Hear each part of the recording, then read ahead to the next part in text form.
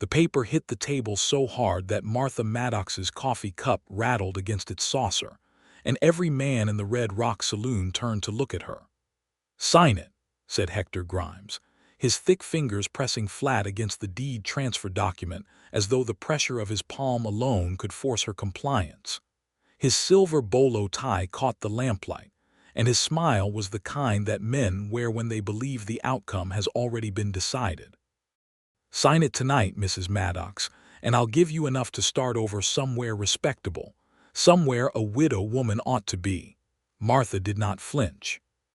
She had learned not to flinch in the months since her husband Thomas had died of a fever that came on too fast and left too conveniently, leaving her sole owner of 400 acres of the richest grazing land in Calhoun County, Texas. She had learned not to flinch when the banker Aldous Fitch had come to her door suggesting she didn't understand the complications of land ownership.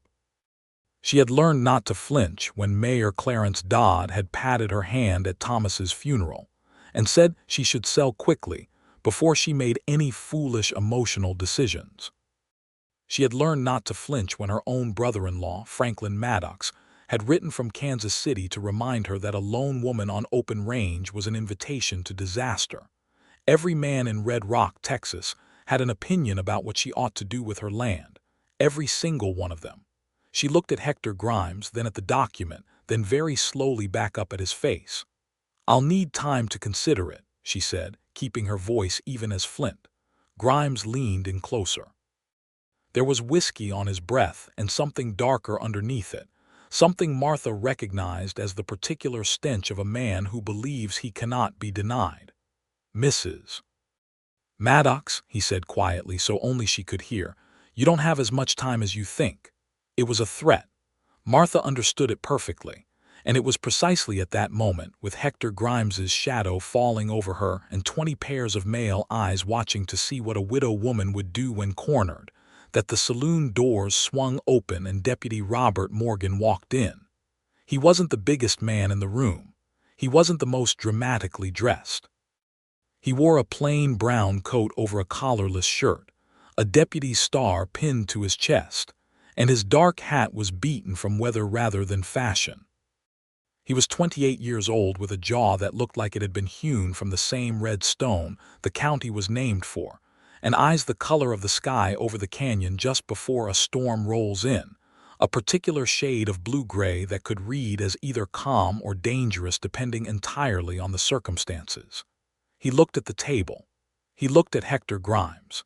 He looked at Martha. And then he did something that no man in that room had yet thought to do. He walked over, pulled out the chair across from Martha, sat down, folded his hands on the table and said, "Evening, Mrs. Maddox. I'm sorry to interrupt. I can wait if you're in the middle of something." Grimes straightened up slowly. "Deputy Morgan." "Grimes," Robert said pleasantly. "I'll be needing a word with Mrs. Maddox once you've finished, unless you already have." There was a silence in which the entire population of the Red Rock Saloon collectively held its breath. Hector Grimes was not a man accustomed to being interrupted. He owned the largest cattle operation in the county, employed 40 men, and had the implicit backing of the railroad company that was very interested in the precise route their westward line would take through Calhoun County. A route that, depending on certain land transfers, would make whoever controlled the Maddox acreage extraordinarily wealthy. "We were discussing business," Grimes said. "I imagine you were," Robert said, and his tone suggested he imagined it quite clearly. He didn't move. He didn't stand up or put his hand near his firearm or do any of the theatrical things men did when establishing dominance in a saloon. He simply sat there with his hands folded on the table watching Hector Grimes, and somehow the stillness of him was more unnerving than noise would have been. Grimes picked up his document. He folded it slowly, tucking it into his breast pocket. "We'll finish this conversation another time," he told Martha. "Good night, Mr. Grimes," she said. He left. The saloon exhaled. Men went back to their drinks and their card games, though several of them kept watching from the corners of their eyes, because, A deputy sitting down with the widow Maddox was its own kind of event worth observing. Robert Morgan looked at Martha Maddox across the table. She looked back at him. There were 3 months of history between this moment and the death of her husband. 3 months of schemes and legal maneuvering and subtle coercion that she had fought alone. And for the first time in those 3 months, she felt something that was not exhaustion and not anger and not the cold, particular loneliness of a woman who knows she is entirely on her own. She felt something cautious, something fragile, something she didn't have a name for yet. "I appreciate what you just did," she said, "though I had the situation managed." "I could see that," he said, and his voice was serious rather than mocking. "I don't doubt it for a moment." There was a pause. The piano player in the corner had resumed his work. Somewhere a man laughed at a card game. "What did you want to speak to me about?" she asked. Robert Morgan looked at her steadily. "Mrs. Maddox," he said, "I've been hearing a lot of opinions from a lot of men about your land. I've been hearing what you should sell it for and who you should sell it to, and why a woman alone shouldn't be trying to manage 400 acres in cattle country. I've heard 6 different versions of what your future ought to look like from men who have never asked you a single question about it." He paused. "So I wanted to ask you one." She waited. "What do you want to do with it?" Martha Maddox stared at Robert Morgan for a long moment. Her eyes were brown, almost amber in the lamplight, and they held in them the particular combination of intelligence and guardedness that develops in a person who has been underestimated for a long time and has learned to keep their real thoughts deep and protected. She had been 26 years old when she married Thomas Maddox, a kind and somewhat dreamy man, 7 years her senior, who had loved that land with a devotion he'd never quite managed to extend to her. She was 29 now, and she had discovered in the months since his death that she loved that land too, but differently from the way Thomas had. Thomas had loved it the way a man loves an idea. Martha loved it the way a woman loves something she has worked for with her actual hands. She said, "I want to run cattle on it, my own cattle, my own operation. I want to expand the water rights on the northern pasture and bring in a small herd to start, no more than 80 head, and grow from there." She paused. "I know what it's worth. I know what the railroad wants with it. I know what Hector Grimes wants with it, which is the same thing with his own name attached. I have no intention of selling." Robert Morgan nodded. Just nodded, without surprise, without the particular small frown men made when they were recalibrating an opinion of a woman who turned out to know more than expected. "That sounds like a solid plan," he said. "You sound like you mean that." "I do." She studied him for another moment. "Deputy Morgan, I have been told by the banker that I don't understand land finance. I have been told by the mayor that I'm making an emotional decision. I have been told by the circuit judge that a woman managing a cattle operation alone is going to attract the wrong kind of attention from the wrong kind of men," which he said as though the wrongness of those men were somehow my responsibility to prevent. She folded her hands on the table, mirroring his posture without realizing it. "And I have been told by my brother-in-law that Thomas would have wanted me to be practical, which is a remarkable thing to say given that Thomas is the one who left me the land in the first place." "It is remarkable," Robert said. "So when you sit down and ask me what I want, you'll understand if I'm a bit suspicious of the motive." He met her eyes. "That's fair," he said. "I won't pretend I don't have an interest in this situation. I'm the deputy of this county, and what happens on the Maddox land is part of my professional concern. The land dispute between you and Grimes has the potential to turn into something that requires law enforcement attention, and I'd rather understand the full picture before that happens." He paused. "But I'm also asking because it seemed like the question no one had bothered with yet." The honesty of it, its plain, uncomplicated directness, hit Martha somewhere she hadn't expected. She had been so braced for manipulation that the absence of it was almost disorienting. "Why do you care?" she asked quietly. Robert Morgan was quiet for a moment. Outside, the Texas night was warm and enormous, full of the sounds of the town settling into its late hours. He said, "My mother ran a boarding house after my father died. She was 34 years old and she had 4 children, and no one asked her what she wanted either. They just kept telling her what she was going to have to do." He looked at his folded hands. "She did what she wanted anyway, but it cost her more than it should have." Martha let that sit between them for a moment. "I'm sorry," she said. "She managed fine," he said, "but she was tired for a long time afterward." Martha understood that kind of tired. She was living inside it. "Deputy Morgan," she said, "I believe I could use a cup of coffee if you're willing to stay a few minutes. There are some things I should probably tell someone who's in a position to do something about them." "I have nowhere else to be," he said. They talked for an hour and a half that first night, long past what propriety in 1882 Red Rock, Texas, would have strictly sanctioned. Martha told him about the strange circumstances surrounding Thomas's death, the way the fever had come on him between a Thursday evening when he'd ridden into town for supplies and a Saturday morning when he couldn't get out of bed, the doctor's vagueness about the cause, the speed with which Hector Grimes had appeared at her door afterward, barely a week into her mourning, with an offer already drawn up and ready to sign. She told him about the document she'd found in Thomas's desk 3 weeks after the burial, a letter from the Texas and Pacific Railway Company addressed to Thomas Maddox, expressing their great interest in the northern corridor of his property and the generous compensation they were prepared to offer. She told him about how that letter had disappeared from her desk sometime in the following week when she'd been out checking the cattle with her one remaining ranch hand, a weathered and loyal man named Pete Archer who'd been working the Maddox land for 11 years. Robert listened. He asked questions that demonstrated he had been listening, specific and precise questions about dates and names and sequences of events, the kind of questions asked by someone who is building a picture rather than just enduring a conversation. He wrote nothing down, which Martha noticed, and she understood that a written record of this conversation might be a dangerous thing in a county where the wrong people had access to the wrong offices. "You think someone in this town had a hand in your husband's death," he said at last, keeping his voice very low. She met his eyes. "I think someone in this town had a great deal to gain from his death, and I think Thomas died very conveniently, and I think the fever that killed him was not like any fever I've ever nursed a person through." She paused. "I cannot prove any of that." "No," he said. "Not yet." The words "not yet" lodged themselves in her chest in a way that surprised her.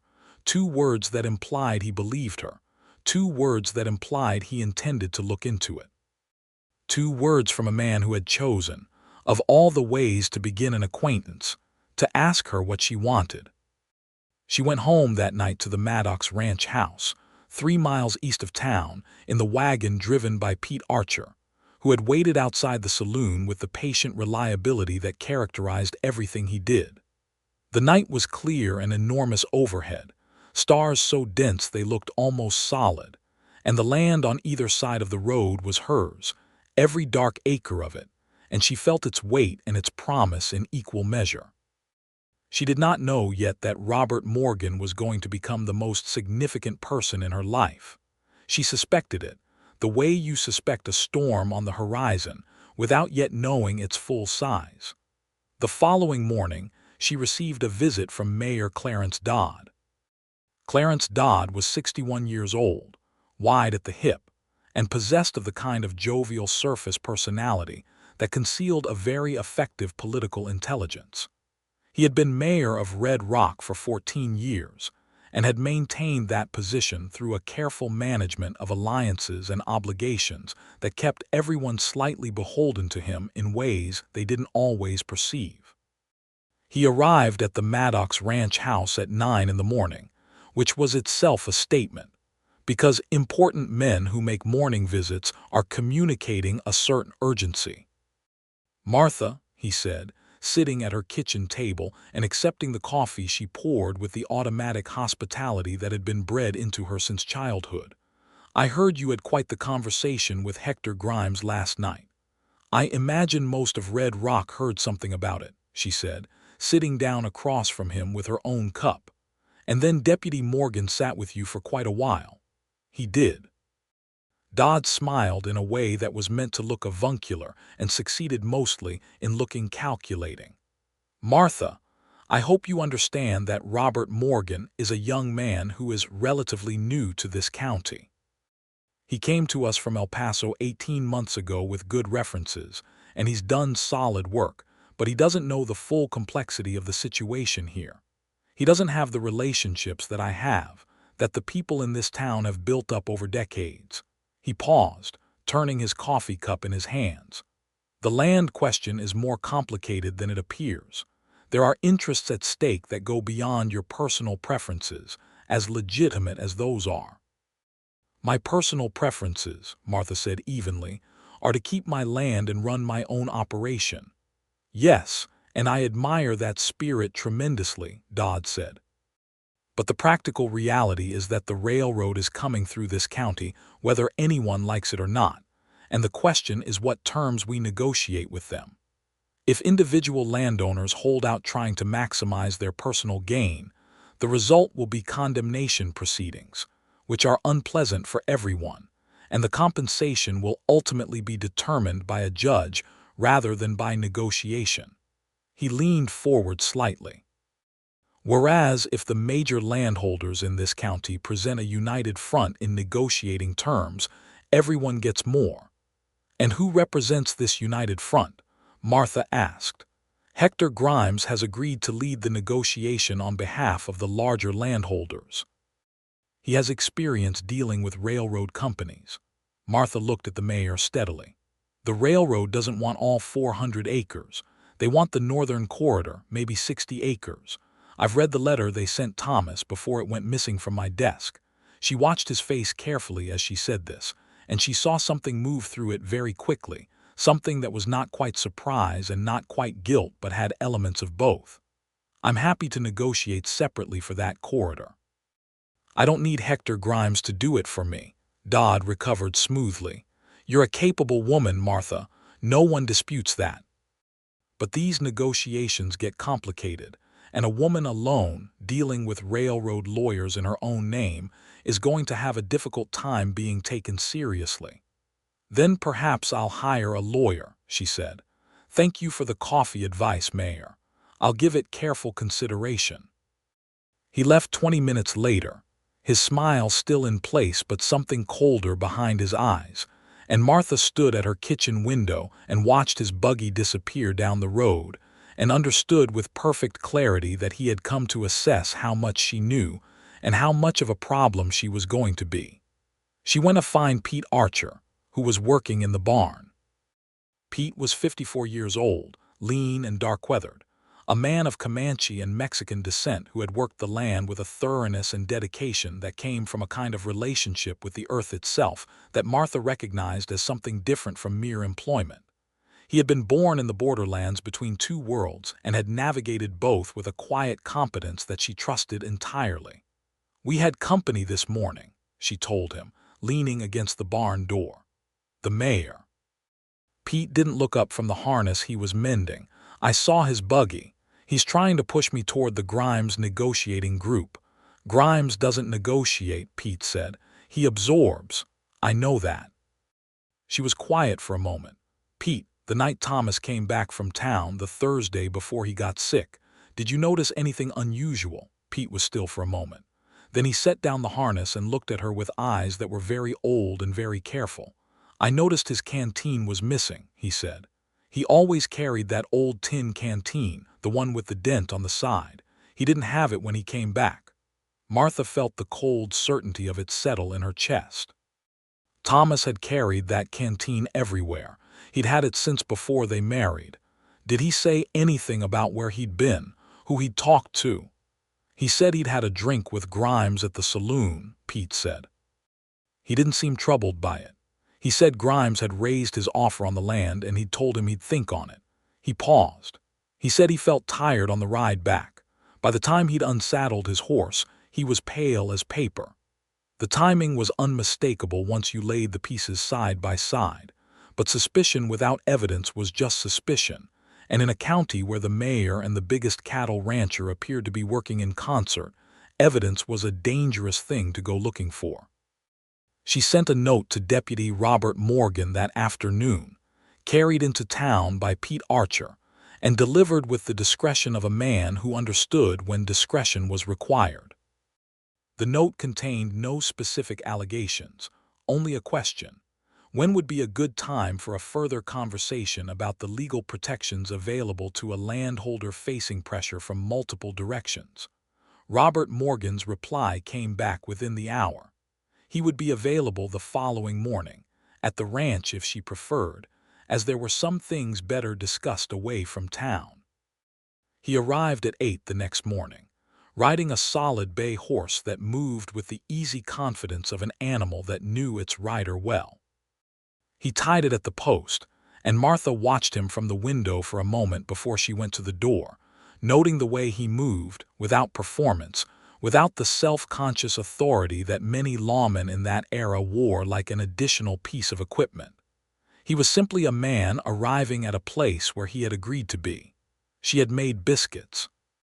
It was the kind of thing you did in 1882 Texas when someone came to call, and Martha was practical about hospitality, even when her mind was operating on 6 different levels of strategy simultaneously. They sat at the kitchen table with coffee and biscuits and Pete Archer visible through the window, working in the yard in the particular way that managed to be both genuinely occupied and quietly watchful. Martha told Robert Morgan about the canteen, about the timing of Thomas's illness, about the railway letter that had disappeared, about Mayor Dodd's visit and what he had revealed without intending to, about how much he already knew. Robert listened with the same focused attention he'd given her in the saloon, and when she finished, he was quiet for a moment. Then he said, "Dodd knew about the letter. He knew it had gone missing," she said. "His reaction told me that. He didn't know I had seen it. He thought it was simply gone." "Which means either he took it or someone on his behalf did," Robert said. "Or he was told it was taken by whoever did take it," Martha said. "Which amounts to the same thing in terms of what he knows." Robert turned his coffee cup slowly in his hands. Outside, a mockingbird was working through its repertoire in the big oak tree near the barn. It was a beautiful morning, warm and clear, the kind of morning that felt incongruous with the territory they were navigating. He said, "If what you're suggesting about Thomas is true, then you are in a situation where one of the most powerful men in this county, with the implicit backing of a railroad company, may have been involved in your husband's death in order to obtain access to your land, and the mayor of the town may be complicit." He paused. "That's a very serious set of allegations, and it's a very dangerous position for you." "I'm aware of that," she said. "I need to be careful about what I can do officially," he said. "The sheriff is Nathan Briggs. He and Hector Grimes have been hunting partners for 6 years. If I bring any of this to Briggs without something concrete, it goes directly to Grimes before the day is out." "I wasn't expecting you to go to the sheriff," she said. "I was expecting you to tell me what legal protections I have as a landholder."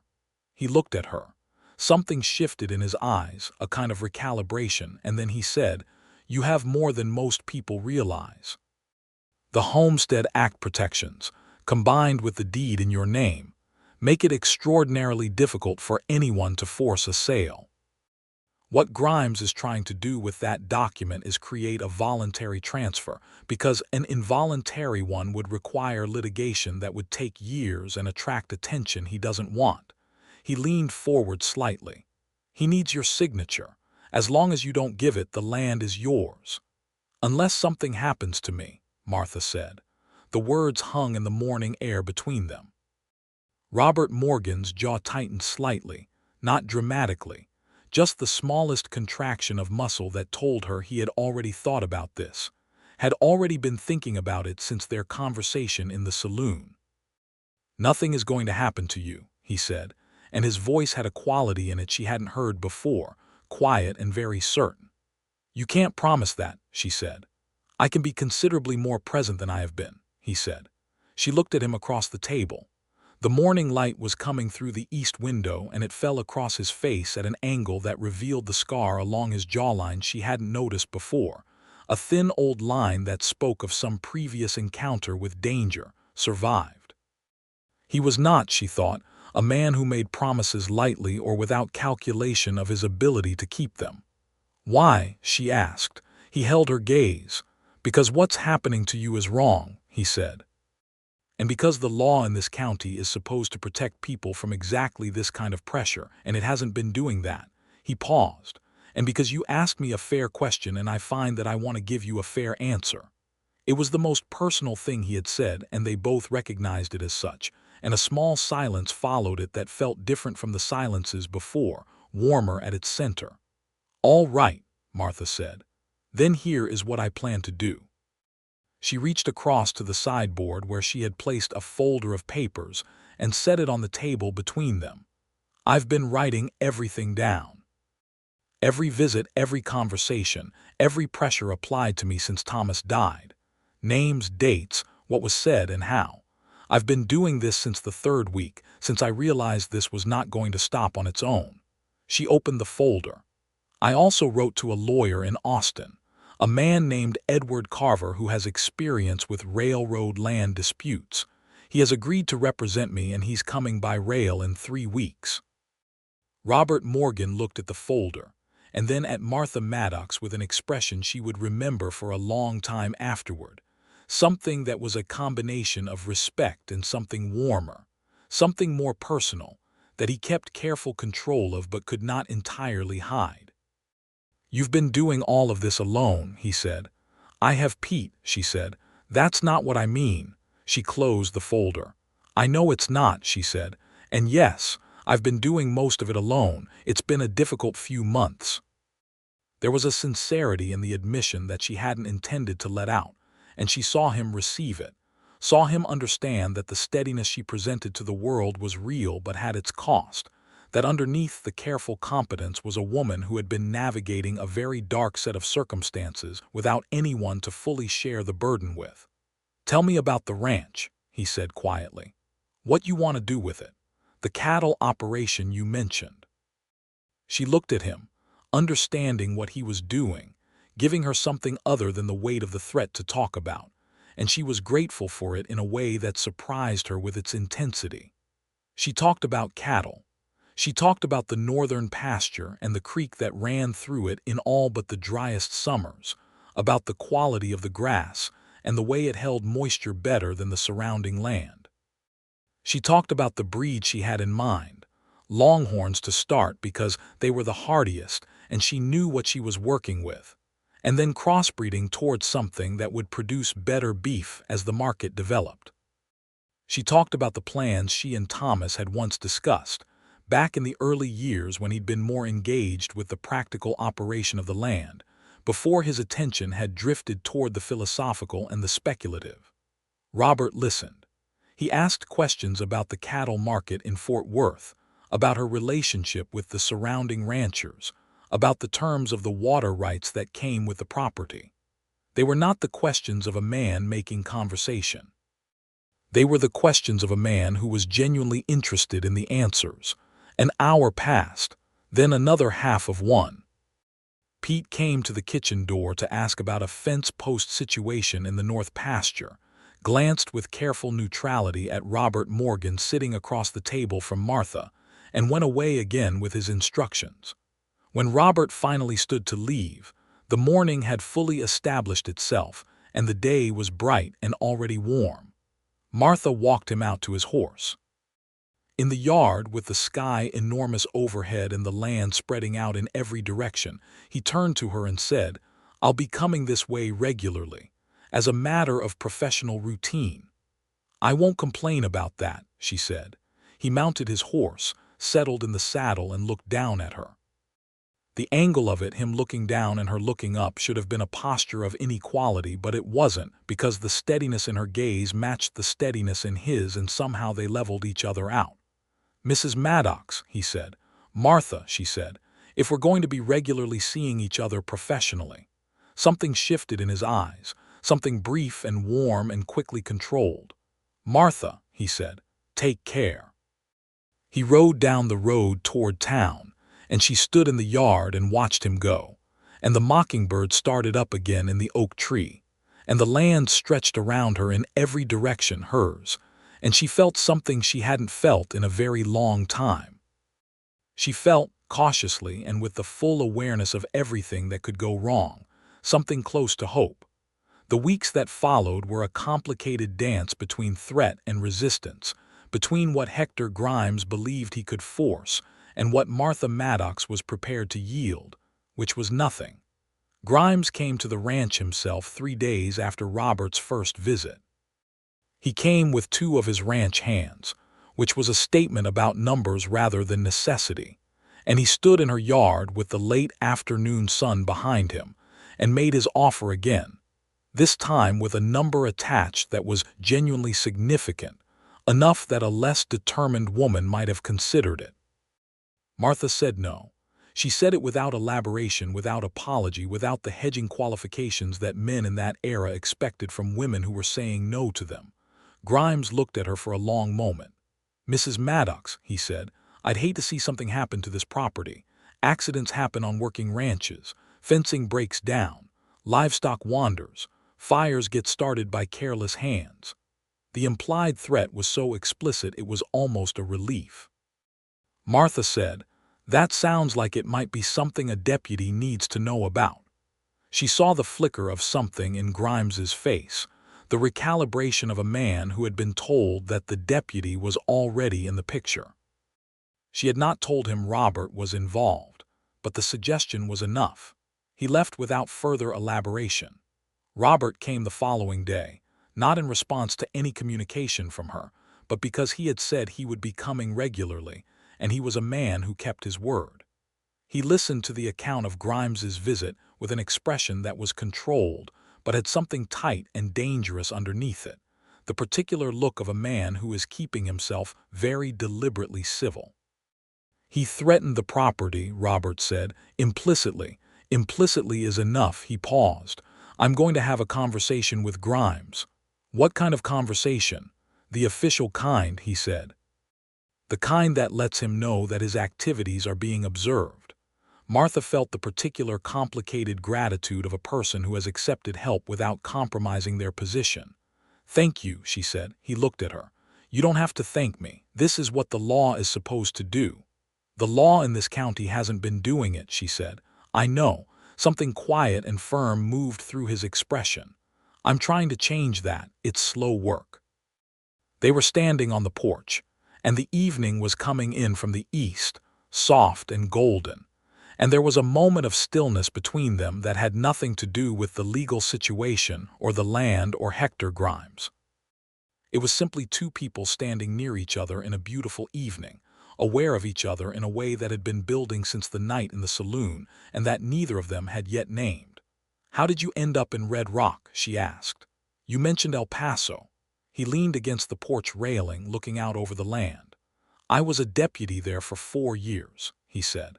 "I'm good at the law, but I was getting tired of the kind of work El Paso required at the time.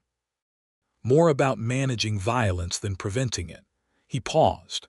"I heard about an opening here and thought a smaller county might allow for more of the preventative work, the kind where you catch things before they go too wrong." He glanced at her sideways. "I've had mixed results." "Because the corruption goes deep here," she said. "Because it does," he agreed. "But I'd rather be somewhere with a deep problem than somewhere where the problems are already entrenched and accepted. There's at least the possibility of changing something here." She looked at him. "That's a very particular kind of optimism," she said. "The kind that's been tested." "Has yours been?" he asked. She was quiet for a moment, watching a hawk circle over the north pasture in the long light. "My optimism," she said slowly, "has been reduced to its essential core. There's not much decoration left on it, but the core is still there." He nodded, and there was in his expression a recognition that went beyond professional empathy, something that understood the described experience from the inside. She thought about what he'd said of his mother, running the boarding house, doing what she wanted but paying too high a price for too long.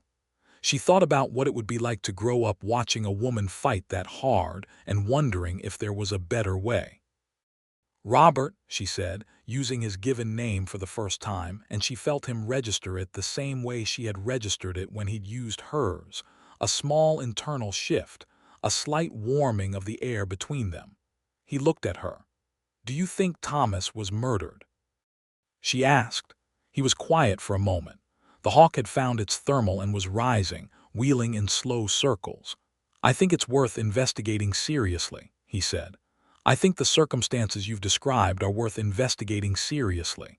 And I think the disappearance of that railway letter is itself a crime that I can work with legally, because it's a theft of property that can be proven more easily than a poisoning."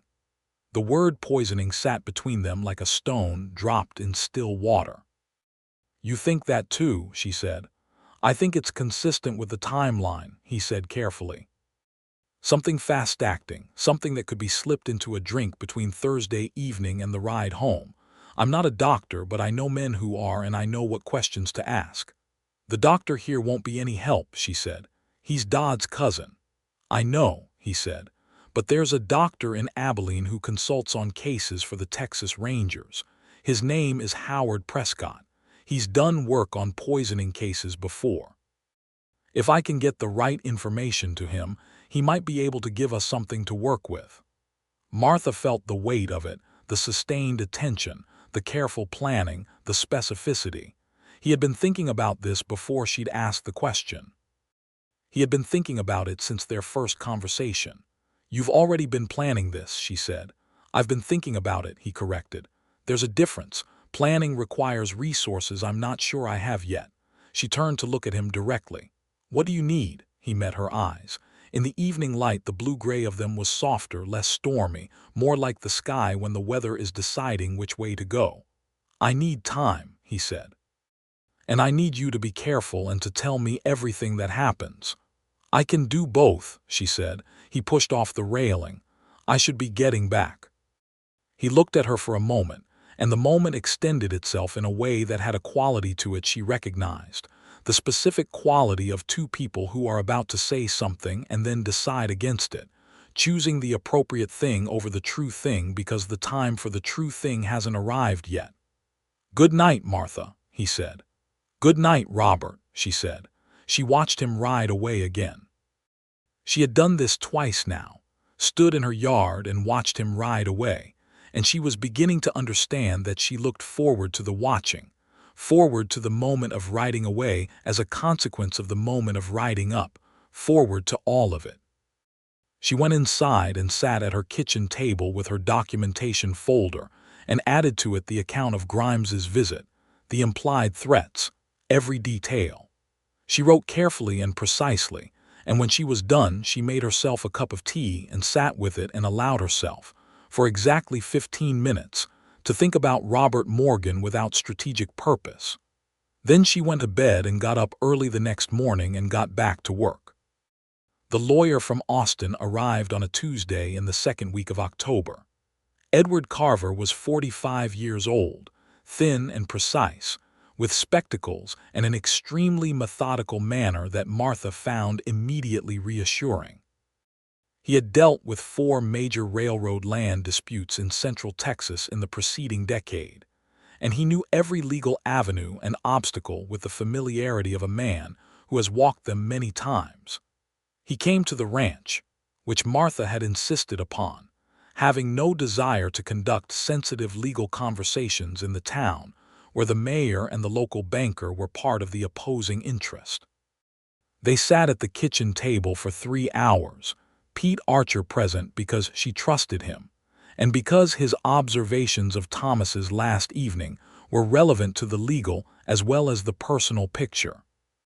Carver reviewed her documentation with close attention, reading each entry in her careful handwriting with the glasses pushed up on his nose and an expression that shifted from professional attentiveness to something more acute as the full picture emerged. "You've kept excellent records," he said. "This is the foundation of a harassment case if it comes to that." "I don't want a harassment case," Martha said.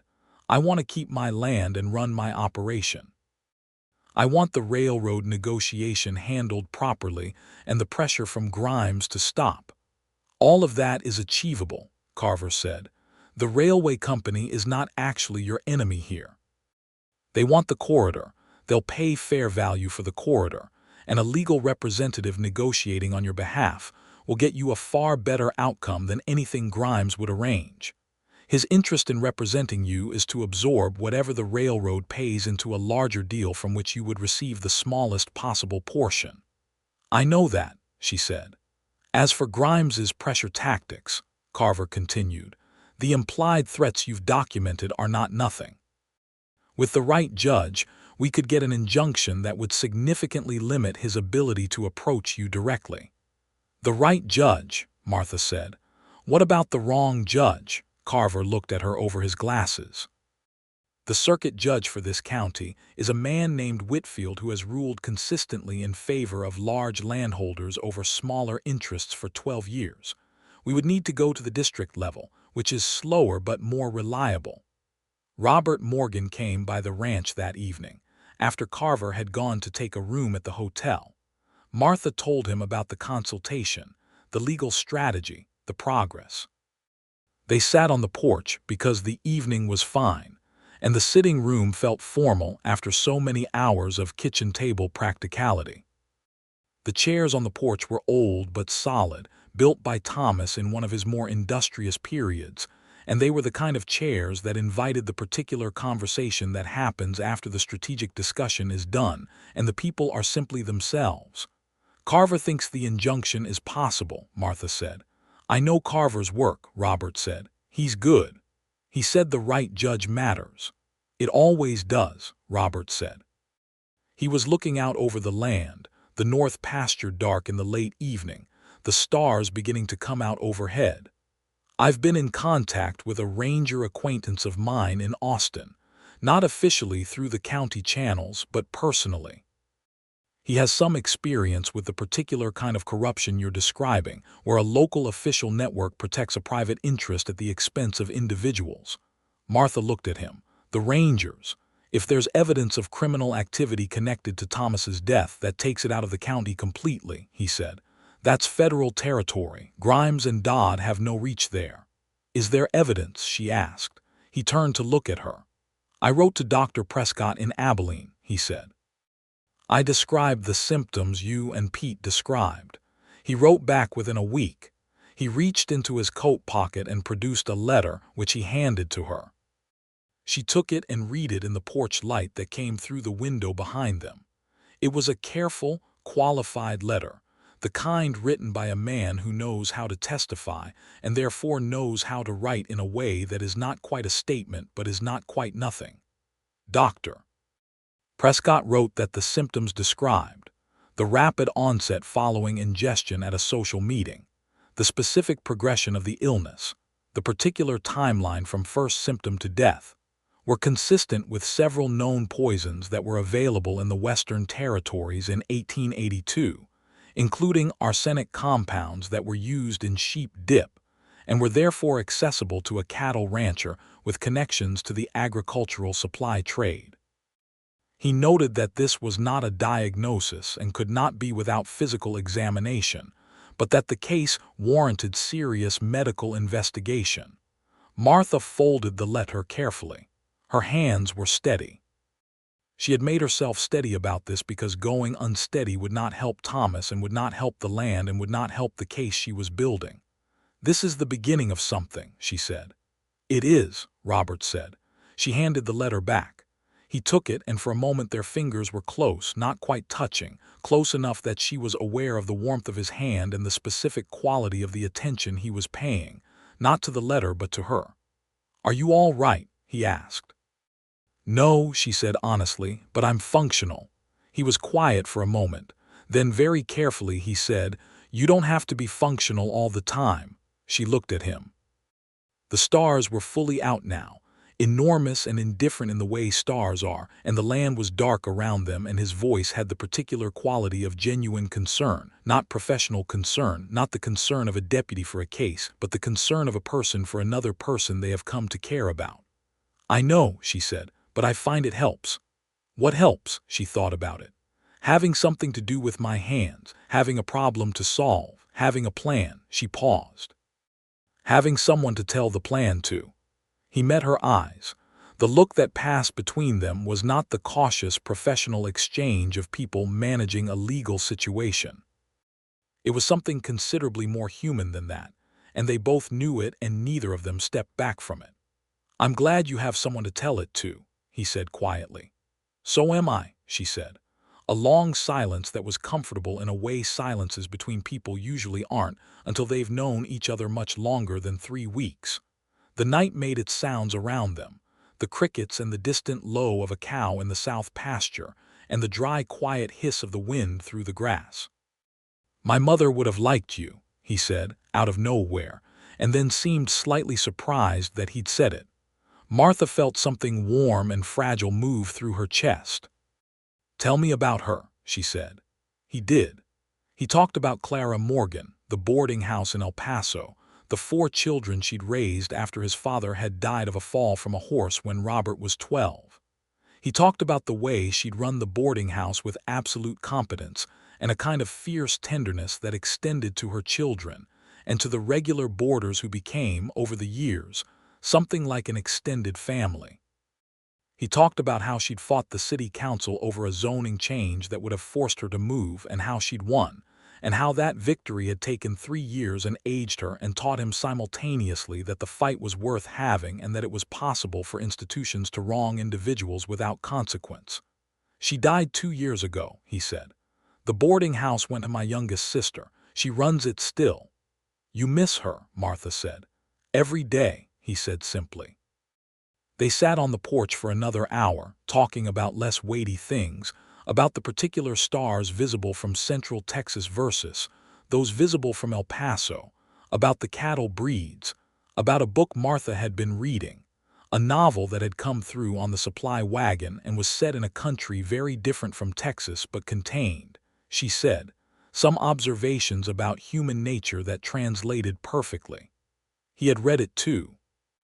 They discovered this with the particular delight of people who find an unexpected commonality, and talked about the characters in it with an enthusiasm that was also, at some level neither of them said aloud, a conversation about themselves and each other, about loyalty and courage, and what it means to remain yourself when everything is trying to make you into something else. He rode home eventually, late enough that propriety was technically concerned, but not egregiously so. And Martha went inside and stood in her kitchen and pressed her hands flat on the cool surface of the table and let herself feel what she had been very carefully managing all evening, which was the knowledge that she was falling in love with Robert Morgan with the particular helpless certainty of something that was happening independently of whether it was wise or timely or appropriate. She acknowledged this. She folded it away. She went to bed. 3 weeks later, everything accelerated. Hector Grimes, having received what Martha suspected, was either a deadline from the railroad or a piece of information that alarmed him, moved from implied threats to direct action. He filed a legal challenge to the validity of the Maddox land deed, claiming that Thomas Maddox had signed a preliminary agreement to sell the property in the month before his death, and that the deed transferred to Martha was therefore in dispute.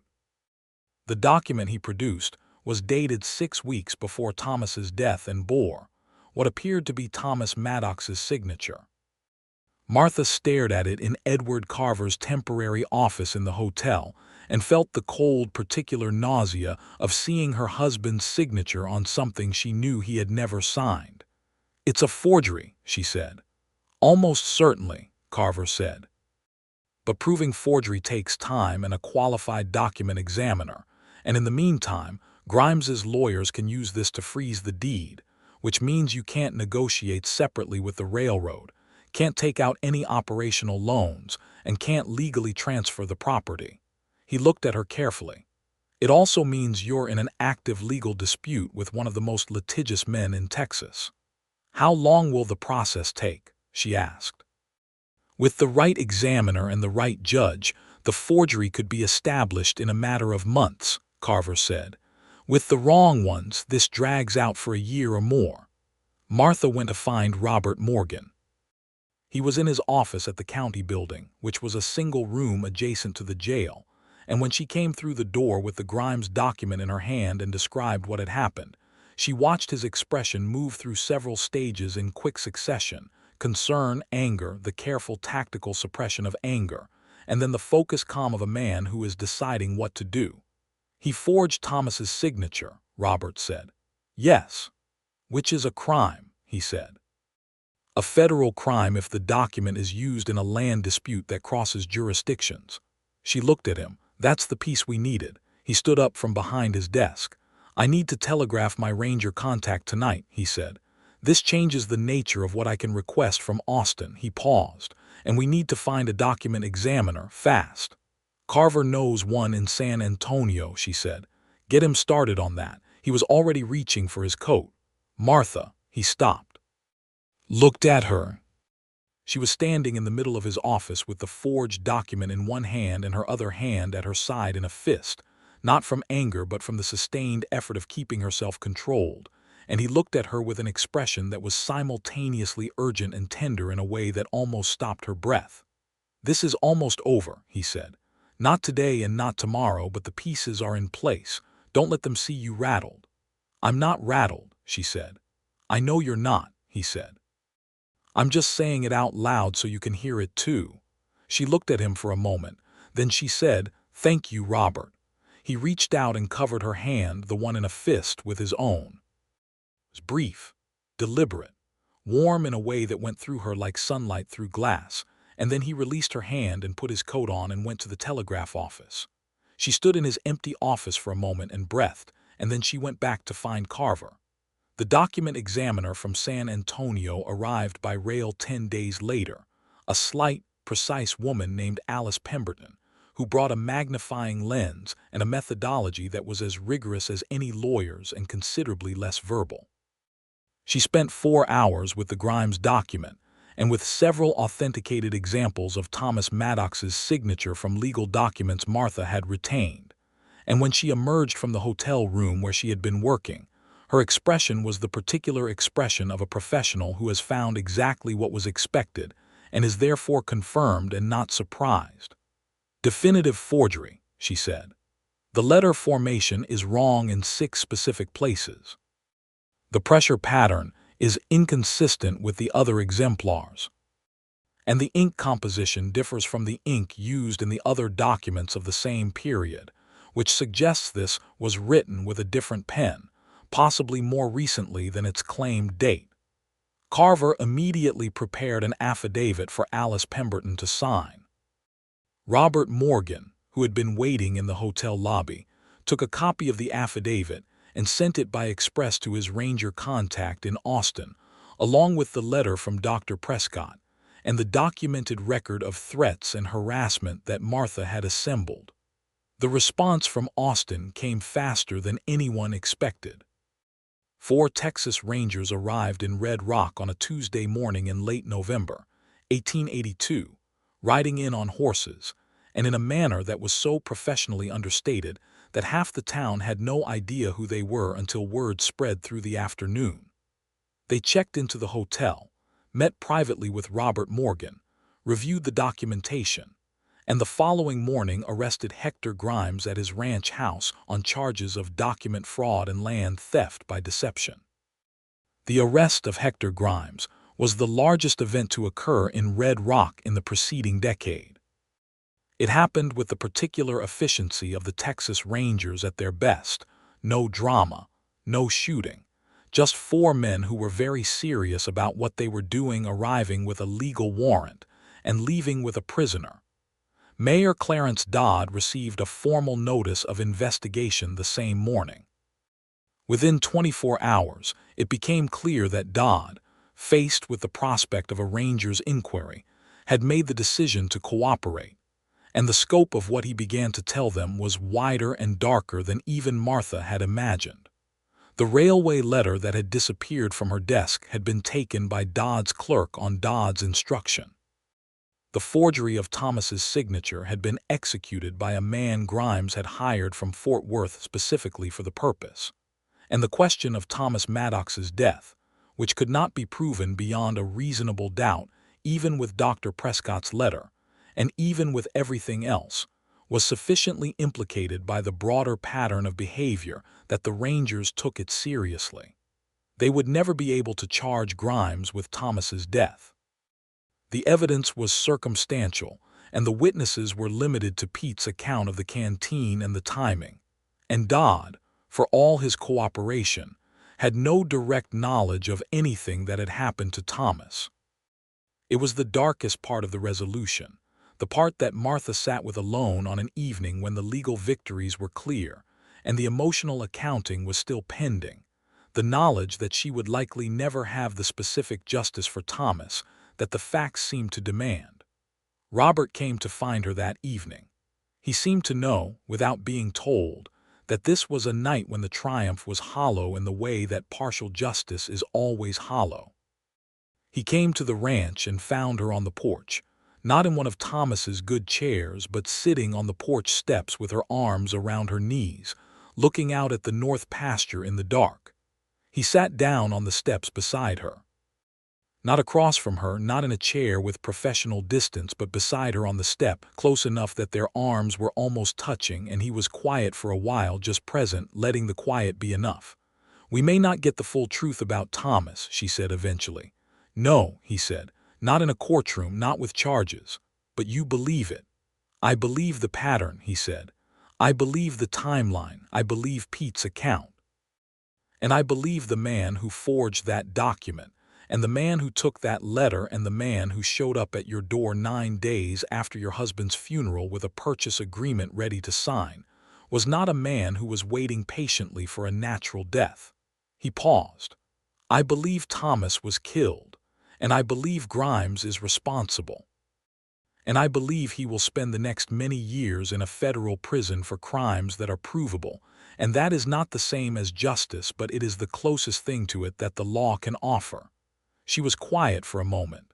"I'm angry," she said. "I know I'm supposed to be grateful that it worked out this well, and I am grateful. But underneath the grateful is angry." "The angry is appropriate," he said. "Both things can be true." She turned her head to look at him. He was close enough that she could see the detail of his face in the light from the window, the steady gray-blue eyes, the jaw with the old scar, the line of his mouth that was serious by default but that she had seen in the past months curve into something warmer in moments he didn't guard carefully enough. "Robert," she said. "Martha," he said, and his voice had the particular quality she had come to recognize as meaning that he was being very careful about something he wanted to say. "Don't be careful," she said. He looked at her. Long moment passed. The night was around them, warm for November, full of the land sounds. "I have been very professionally behaved," he said, "for the past 4 months. I've noticed," she said. "I want to say something that isn't professional." "Then say it," she said. He turned on the step so he was facing her more directly. He was not a man who made speeches. He was a man of precise and considered words, and when he spoke, what he said was simple and direct and entirely without decoration. "I think you are the most remarkable person I have met in my life," he said. "I think I have been half in love with you since the night in the saloon when you sat across from Hector Grimes and didn't blink. And I think the past 4 months have completed the rest of that. And I am aware that the timing is complicated and that you have been through something very hard, and I am not trying to press you for anything. I just want you to know what is true." Martha Maddox looked at Robert Morgan in the November dark and felt the particular sensation of something that has been held very carefully for a long time being allowed to simply be what it is. "Robert," she said, "I have been running this ranch and building a legal case and managing threats and documenting everything and making plans and being functional, and all of that has helped me keep going, but the thing that has helped me the most in the deepest way is you." She paused. "You asked me what I wanted. Nobody else did that. And you kept asking. Every time you came out here, it wasn't just about the legal situation. You asked me what I wanted to do with the cattle and what I thought about the northern pasture and what I'd been reading and what I thought about a dozen things that had nothing to do with any case." She looked at him steadily. "Do you know what that does to a person, being asked what they want?" "I'm beginning to understand," he said quietly. "It makes them feel like a person," she said. Not a problem to be solved or a situation to be managed. A person. He reached out and very gently, with a care that moved through her like something essential, touched her face. His hand was warm and steady, and the touch was asking rather than telling, and she leaned slightly into it, a small degree of lean that was its own complete answer. He kissed her, soft and careful, and then, when she returned it, no longer quite so careful, warm and real, and full of the 4 months of everything that had passed between them. When they separated, the night was still around them and the land was still hers and everything was still complicated and still in process, because life in 1882 Texas did not resolve itself into simplicity even when the largest obstacles were removed. But something had shifted, something had settled. "I should ask you properly," he said, "when the time is right." "You should," she agreed. "When the time is right." The time, as it turned out, was right in the spring. The winter of 1882 into 1883 was one of the warmest in memory, which the old-timers said meant nothing good for the summer ahead, but which in the present tense meant that the north pasture stayed green longer than usual, and Martha was able to begin her cattle operation earlier than she'd planned. She bought 68 Longhorns in January, negotiating the purchase herself with a confidence that Pete Archer observed with something close to satisfaction. And by February, the Maddox Ranch had the sound and smell and busy purposefulness of a working cattle operation rather than a property in dispute. Hector Grimes's legal proceedings were ongoing in the federal court in Austin, where Edward Carver, now officially Martha's attorney of record, was working toward a conviction that most observers considered inevitable. Clarence Dodd had been removed from the mayor's office and replaced by an interim appointment while an election was organized. The doctor who had signed Thomas Maddox's death certificate was under investigation for his record-keeping practices, though this produced nothing definitive. Robert Morgan was promoted to sheriff of Calhoun County in February, following Nathan Briggs's quiet retirement under circumstances that nobody in Red Rock discussed too loudly. The promotion meant Robert now had considerably more authority to do the work he had been doing since arriving, and the county courthouse, which had been a complicated political space under the previous arrangement, began very gradually to function more nearly as it was supposed to. He came to the ranch 3 evenings a week. Sometimes they ate supper together at the kitchen table, talking about the cattle and the county and the books they were reading and the letters they'd received from family. Sometimes they sat on the porch in the evenings that were getting longer as spring came on, and the conversations ranged widely and comfortably, with the ease of people who have learned each other's ways of thinking. Pete Archer observed all of this with his characteristic quiet and said absolutely nothing about it until the morning in March when he and Martha were mending fence in the east pasture, and she was distracted enough by her own thoughts that she made a poor cut in the wire, and he said, without looking up from his work, "You could just tell him you're ready." Martha looked at Pete. Pete kept working. "Tell who?" she said, though there was only one person it could be. Pete glanced at her sideways with an expression that managed to communicate everything without saying it, and then went back to the fence. She said nothing.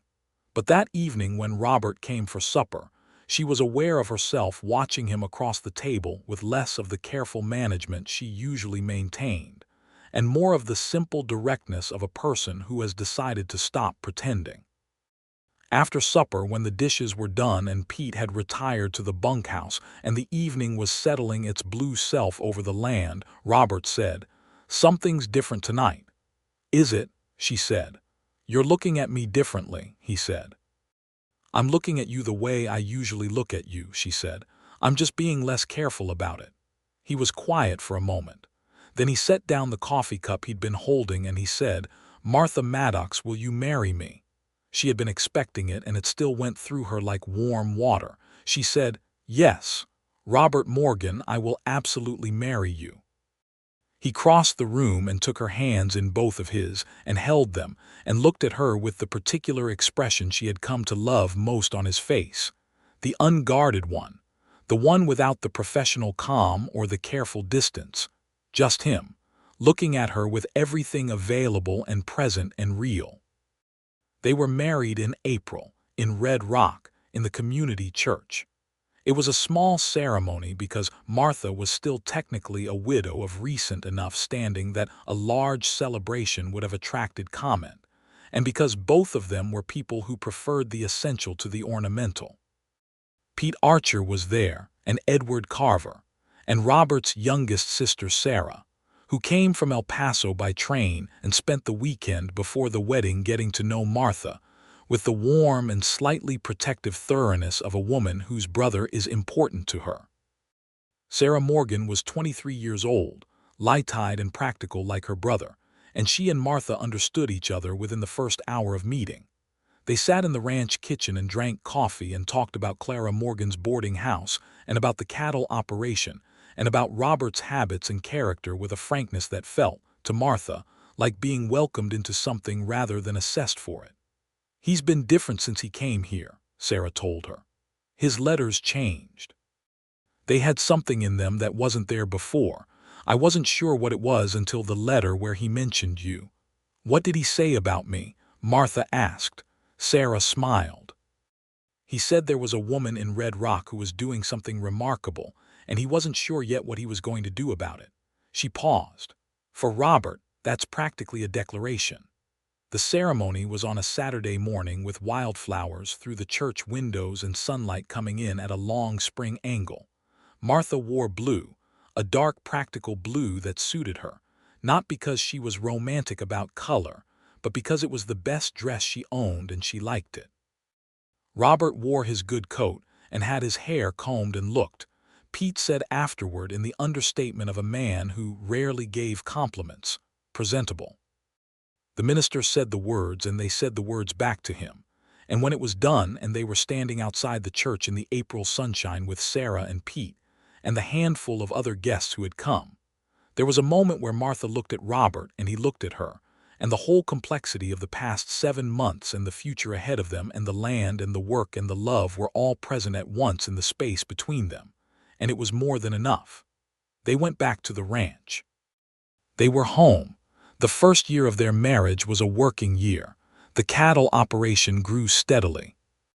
Martha negotiated the railway corridor sale independently, with Carver's assistance, and received fair compensation for the 60 acres the railroad wanted, compensation which she reinvested directly into expanding the herd and improving the water infrastructure on the northern pasture.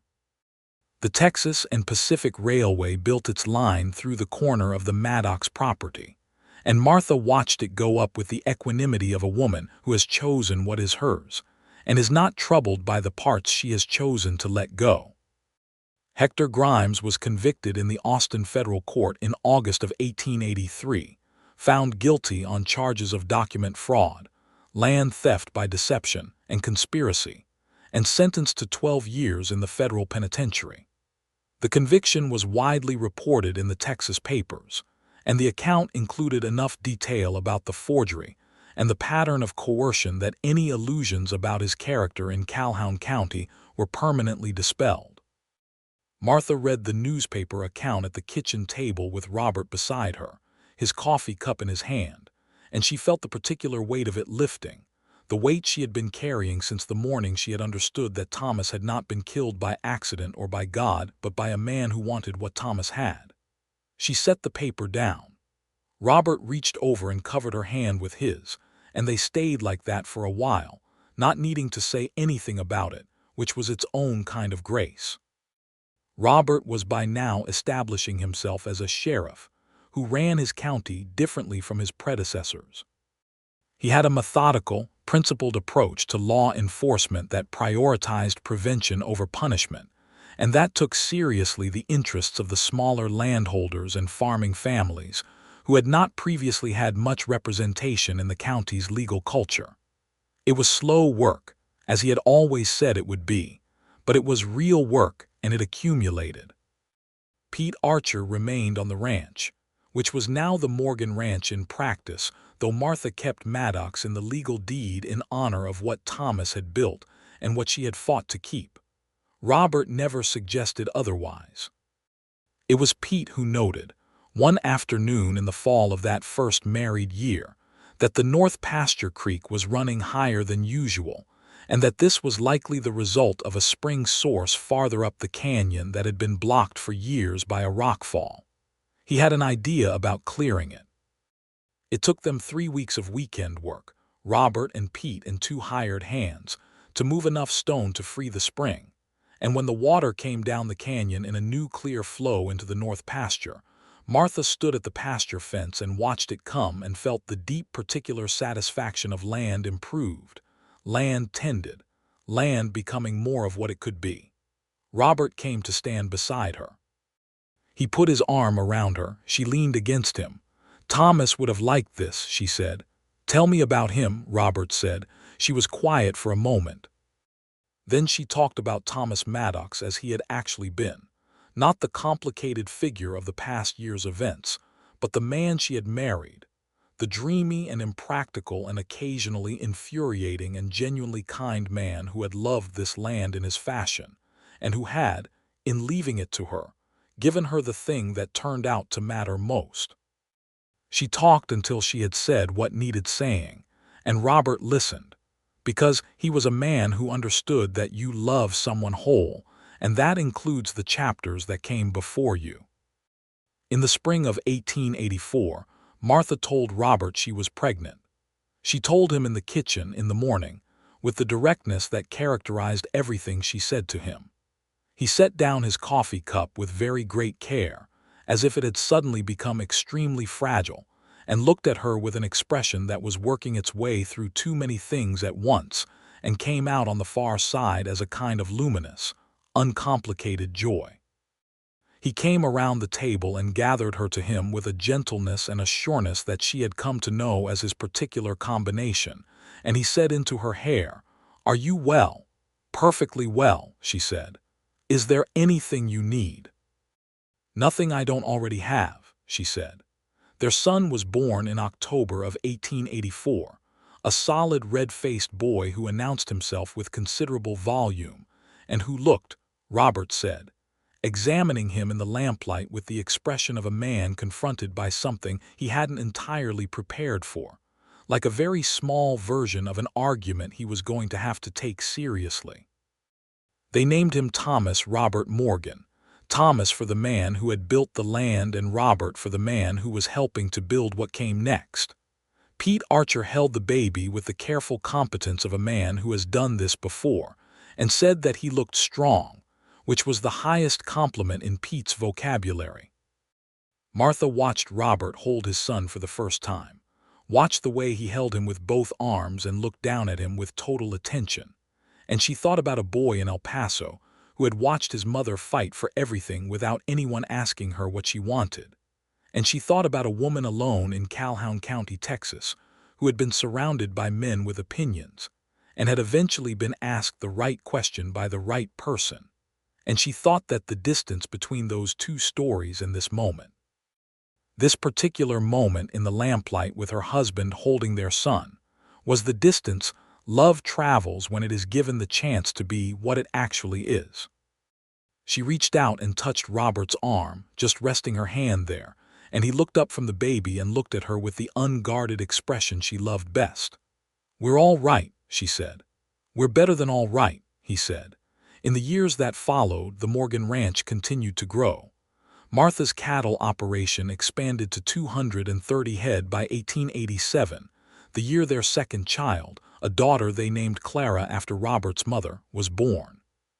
Clara Morgan came into the world with her mother's amber eyes and her father's composure, and grew up in a household where she watched her mother manage a significant agricultural operation, and negotiate with buyers, and keep meticulous records, and love her husband and be loved by him in a manner that was ordinary and extraordinary simultaneously, the way the best things are. Pete Archer remained on the ranch until his retirement in 1891, when he was 63 years old, and had decided he had done enough physical work for one lifetime and would like to do some fishing. He went to live with his daughter's family in the hill country, and Martha wrote to him every month and he wrote back in his spare and careful way, and the correspondence continued for many years.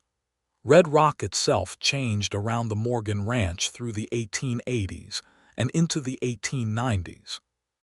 The railroad changed the economy of the county, bringing in new settlers and new businesses, and Robert's approach to law enforcement shaped the culture of the county in ways that were visible and some that were not, in the fairness with which disputes were adjudicated, in the extent to which smaller landholders felt they had representation in the legal system, in the gradual shifting of what people expected from their institutions towards something closer to what institutions were supposed to provide.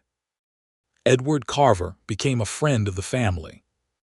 He came through Red Rock twice a year on his circuit, and always stopped at the Morgan Ranch for a meal and a conversation that ranged from law to literature, to the progress of the cattle herd, to the character of whatever public figure was currently most requiring analysis.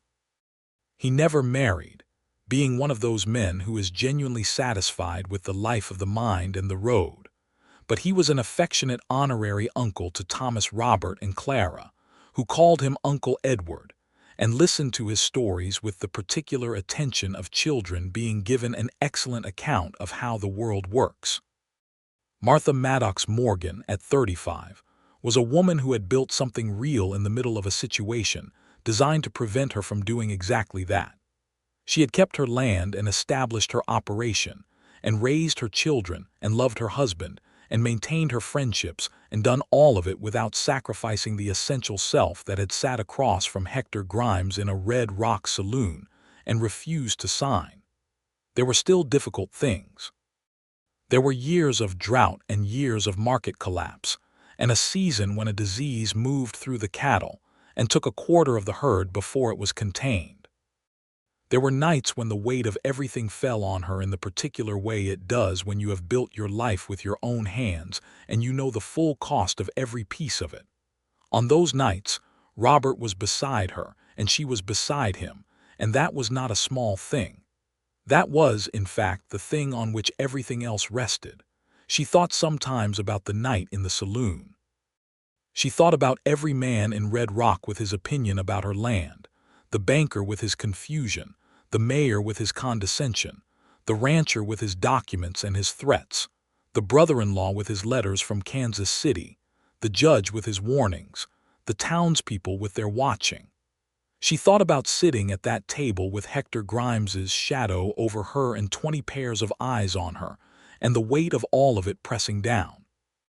And then a man in a brown coat with a beaten hat and a deputy's star came through the saloon doors and pulled out a chair and sat down and waited until Grimes had left, and then asked her a question. The question that changed everything. Not what she should do with the land, not what she was going to have to decide, not what the sensible or the practical or the appropriate thing was, what she wanted to do with it. She had told him, and he had listened.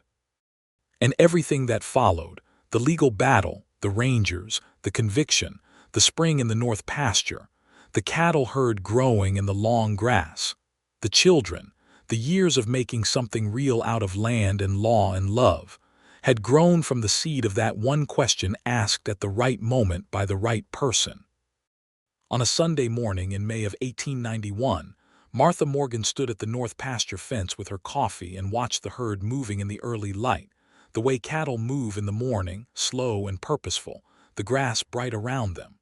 Robert came up behind her and handed her a refilled cup and stood beside her with his own, and they watched the herd together in the good quiet of two people who know how to be alongside each other. "Beautiful morning," he said. "Best kind," she said. Down at the barn, Thomas Robert, who was 7 years old and had decided that mornings were the best time for barn cats, was conducting some kind of negotiation with 3 cats and a bucket, and the sound of his voice, seriously explaining something to the cats, drifted up through the spring air with the particular music of a child completely at home in the world he lives in. Clara, 5 years old, came running from the house with her braids half done and her boots on the wrong feet, shouting something about Pete's last letter having a picture of a fish in it, and Martha caught her daughter as she arrived at the fence and straightened her boots and finished one of the braids and said, "The fish can wait 5 minutes," and Clara said, "But Mama," in the tone of a child for whom fish pictures are genuinely urgent, and Martha laughed. Robert looked at his family, at Martha with Clara on her hip and the north pasture full of their cattle, and the spring running clear through the grass and the land spreading in every direction, hers, theirs, and he felt the full weight of it in the way you can only feel things you have arrived at through real work and real love and the kind of choice that costs something. Martha caught him looking. She raised an eyebrow. "What?" she said. "Nothing," he said. "Everything." She leaned over and kissed him on the cheek, in the way of people who have been doing that for years and have not lost the warmth of it. And Clara said "Mama" in a scandalized tone, and Robert laughed. And Thomas Robert shouted something from the direction of the barn about the cats, and the morning went on around them, warm and ordinary and exactly what it was supposed to be. Everything was exactly what it was supposed to be. The land was Martha's. The operation was growing. The law in Calhoun County was something closer to just than it had been. The children were loud and healthy. The spring ran clear through the north pasture. And Robert Morgan, who had once been the only man in Red Rock who thought to ask a woman what she wanted rather than tell her what she ought to do with what was hers, was standing at a fence in the May morning with his wife and his daughter and the sound of his son's voice in the distance, holding a cup of coffee, watching the cattle move in the long grass, having built something real out of the simplest and most radical act of all. He had asked the right question, and she had answered it. And from that answer, from that one honest exchange between two people who understood that respect is the beginning of everything, all the rest had come. The morning deepened. The herd moved. The grass shone. The children carried on. And Martha Maddox Morgan stood on her own land in the sun and was, in the fullest possible sense of the word, home.